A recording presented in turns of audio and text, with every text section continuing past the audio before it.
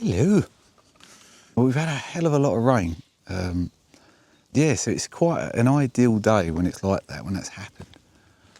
It's even nicer if you get some sun breaking through, which I did as I was walking in, but now it's clouded over again and I'm fearful that I'm about to get wet, and I haven't brought a coat with me like a fool on the day that it was raining. I decided to leave my coat at home, but yeah, it's ideal days really, I think, coming into the woods, because you get really really vibrant colours. You put on a polariser, as I have done on this camera, which you can't see, and it gets very just really vibrant colours. And if you're lucky and you get a bit of sun breaking through, you get the uplift of the dew, of the rain from the floor, because of course it's evaporating, and it creates a really nice atmosphere. But unfortunately it's clouded over, so I'm not going to get that. But what I have found is this picture here, which I'll get up on your screens hopefully now. I don't know how dark this is going to come out.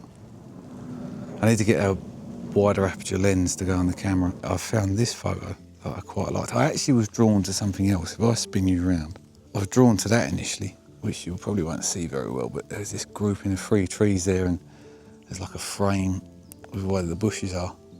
But when I set up to take that picture, I wasn't particularly happy with it. I didn't think it looked good, but I happened to just spin my camera, and that's something I'd recommend to people sometimes if you're not quite getting what you want.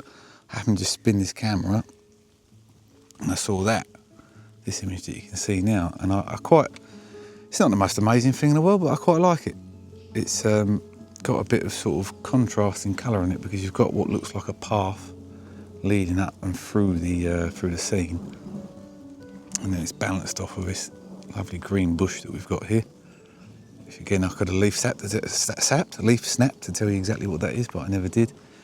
It's just a pleasant image, I think. Really, it's not one that's going to make the sort of record books. That's not the right word, but you know what I mean, like major magazines. But I just thought it was a nice image, and I think in Photoshop I'll get it to look very ethereal and different bits and pieces and words. I haven't read the dictionary again this week, so I've got no special word to say.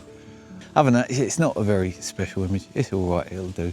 I'm going to leave it with that. I'll put that up on your screens, and I'm going to take a little wander around and see what I can find. So I shall catch you guys in a little bit.